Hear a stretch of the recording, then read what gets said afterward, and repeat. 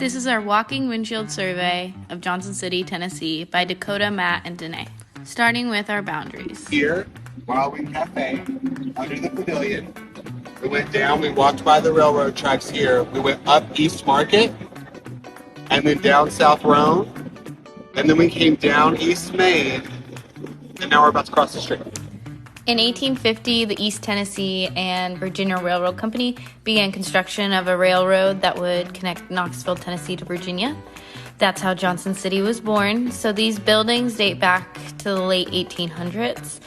The housing in our boundary consists predominantly of apartment buildings, and as you can see, there is some obvious signs of decay on these buildings.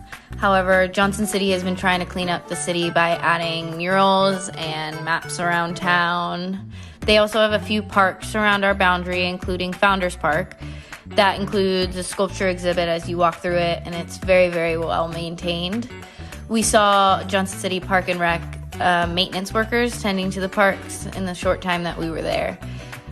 These parks are also great common areas for gathering, and they are open to all. Along with the church in our boundary, and one day a week they have free meals available, and the steps are usually full of people.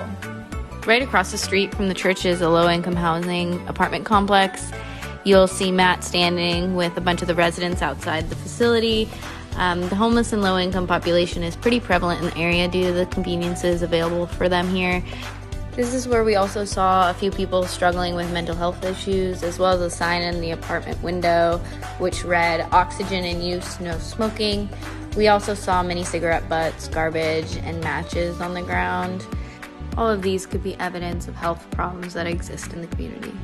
As far as governmental services, we saw a few post boxes, the bus, and a police driving around. You can also see a lot of restaurants in the background of these photos, along with a few law offices. But as far as workers we saw in the community on a Tuesday afternoon, they mostly consisted of construction workers, retail and restaurant workers, and government employees such as mailmen and police. For politics in the community, we actually saw two feuding neighbors here. One with a rainbow flag depicting support of the LGBT community, and though it's hard to see because the wind blew it up right as we took this photo, there is actually an F. Biden flag in the top left window that says "Let's Go Brandon," which is in support of the Republican Party. Here we see informational posters for events around the community. There were areas to put posters in many different locations throughout our boundaries. In conclusion, we were able to see a visual overview of conditions and trends in the community that could affect the health of the population within our boundaries so we can better assist the community.